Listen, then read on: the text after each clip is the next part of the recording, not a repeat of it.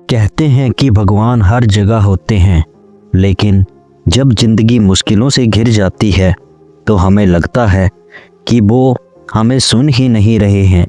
हम मंदिरों में जाकर हाथ जोड़ते हैं, दुआएं मांगते हैं, लेकिन जब हालात नहीं बदलते तो दिल में सवाल उठता है, क्या भगवान सच में हमारी सुनते ही नहीं। ऐसी ही कहानी है गांव के एक साधारण किसान रमेश की, जिसने अपने जीवन की सबसे कठिन परीक्षा में भगवान को तलाशा, लेकिन उसे जो जवाब मिला वह उसकी सोच से भी परे था। गांव के एक कोने में एक गरीब किसान रमेश रहता था। उसकी ज़िंदगी का हर दिन संघर्ष से भरा था। एक छोटा सा खेत, एक टूटी फूटी झोंपड़ी और एक बीमार पत्नी के साथ वह किसी तरह अपनी ज़िंदगी का गुजारा बसर कर रहा था। उसके 2 बच्चे हर दिन उसके पास आकर कहते, बाबा कुछ खाने को मिलेगा। रमेश की आंखें भर आती, क्योंकि घर में खाने के लिए कुछ भी नहीं था। इस साल सूखे ने उसकी फसल भी बर्बाद कर दी थी और ऊपर से साहूकार का कर्ज भी सिर पर था। रमेश दिन रात मेहनत करता, फिर भी उसके हालात नहीं सुधर रहे थे। हर रात वह मंदिर जाता और भगवान के सामने हाथ जोड़कर कहता, हे भगवान, क्या मेरी मेहनत बेकार है? क्या मेरी प्रार्थनाएं तुम तक नहीं पहुंचती? अगर आप सच में हो तो मेरी मदद करो। लेकिन दिन बीतते गए और कुछ नहीं बदला। उसकी पत्नी की तबीयत और बिगड़ती गई, बच्चे और भूखे रहने लगे। अब रमेश को भगवान से भरोसा उठने लगा था। फिर एक दिन बहुत भूखा और निराशा रमेश मंदिर पहुंचा। उसने मूर्ति के सामने सिर झुकाकर नमस्कार किया और फूट फूट कर रो पड़ा, भगवान, अगर आप सच में हो तो मेरी मदद करो, मुझे रास्ता दिखाओ। वह कुछ देर वहीं बैठा रहा, लेकिन कोई जवाब नहीं आया। उसकी आंखों से आंसू बह रहे थे। निराश होकर वह घर की ओर चल दिया। रास्ते में उसने देखा कि एक बूढ़ी अम्मा सड़क के किनारे बैठी थी। उसकी हालत बहुत खराब थी, कमजोर, फटे पुराने कपड़े पहने, और वह भूखी थी। रमेश के पास खुद खाने को कुछ भी नहीं था, लेकिन उसका दिल पिघल गया। वह अम्मा के पास गया और पूछा, माँ, क्या आप बहुत भूखी हैं? अम्मा ने धीरे से सिर हिलाया।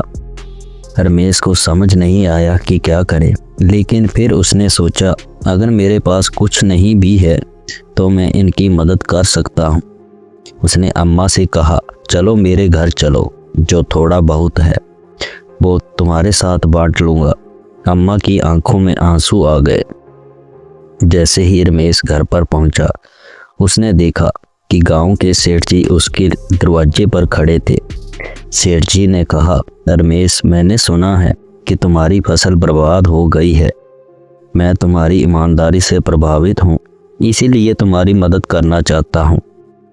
रमेश को अपने कानों आंखों पर विश्वास नहीं था। सेठ जी ने उसे कुछ पैसे और बीज दिए ताकि वह दोबारा खेती शुरू कर सके। रमेश की आंखों में आंसू आ गए। उसने भगवान को याद किया और सोचा, क्या ये सच में भगवान की मदद है? रात को जब रमेश सोने गया तो उसे एक सपना आया।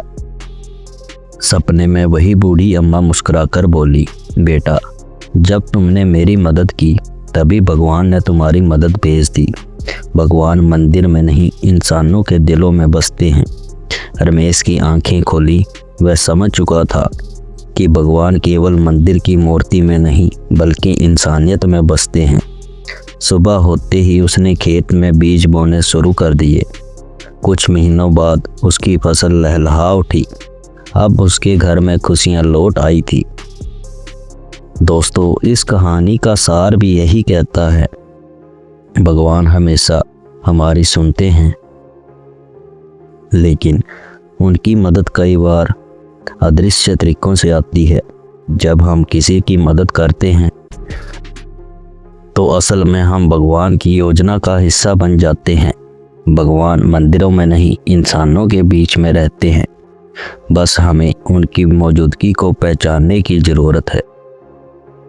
दोस्तों, जैसा कि हर बार मैं आपसे कहता हूँ, अच्छे कर्म करिए, अपने बूढ़े माँ बाप की सेवा करिए। और ये कहानी अच्छी लगी तो वीडियो को लाइक करें, अपने परिवार दोस्तों के साथ शेयर करें और कमेंट करके ज़रूर बताएं कि कहानी कैसी लगी। और ऐसी ही और कहानी